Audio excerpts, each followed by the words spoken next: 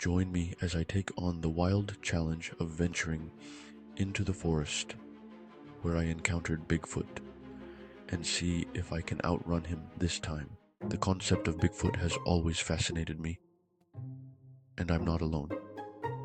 For decades, people have been captivated by the idea of this mysterious creature roaming the wilderness, evading detection, and sparking our imagination. As someone who's always been drawn to the unknown, I have spent countless hours reading about Bigfoot, watching documentaries, and even searching for signs of its existence. As I stepped into the forest, I couldn't help but feel a sense of unease. The trees seemed to tower above me, casting long, ominous shadows on the ground. The air was thick with the scent of damp earth and decaying leaves, and the silence was almost palpable. I had been planning this trip for weeks, poring over maps and researching the best trails to take. My goal was to get deep into the forest, to a place where few humans had ventured before.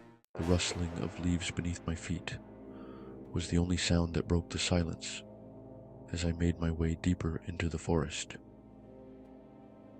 I had been warned about the dangers of this place, about the wildlife that roamed free, and the treacherous terrain that could easily get me lost. But I was determined to push on, to see what secrets the forest held. As I walked, the trees seemed to close in around me, making me feel claustrophobic and trapping me in a world of uncertainty. I had been walking for hours, the sun beating down on me, when I decided to take a break. I found a clearing, surrounded by a thicket of bushes, and sat down on a log to rest my weary legs. The silence was still, but I couldn't shake the feeling that I was being watched.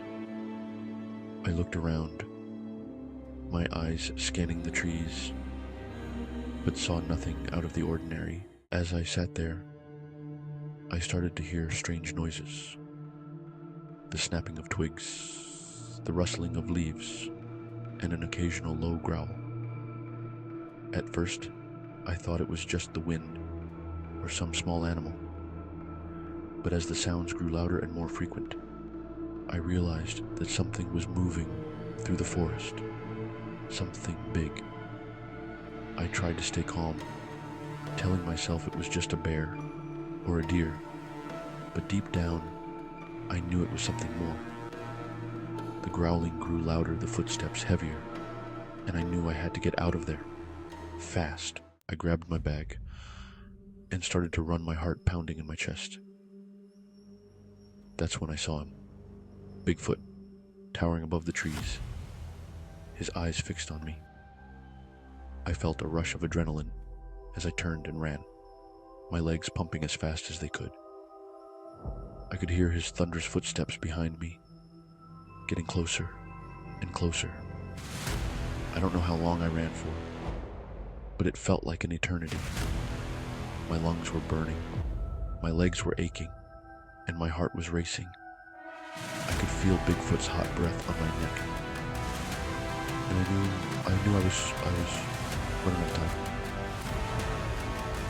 I dodged and weaved through the trees, trying to lose him, but he was always one step behind. Finally, I saw a glimmer of light through the trees and pushed myself to the limit, emerging from the forest in a sprint. Looking back on that experience,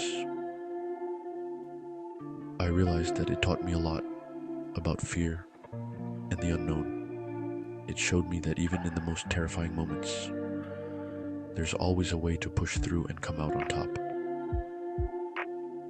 And as for Bigfoot, I'm more convinced than ever that he's out there, watching and waiting.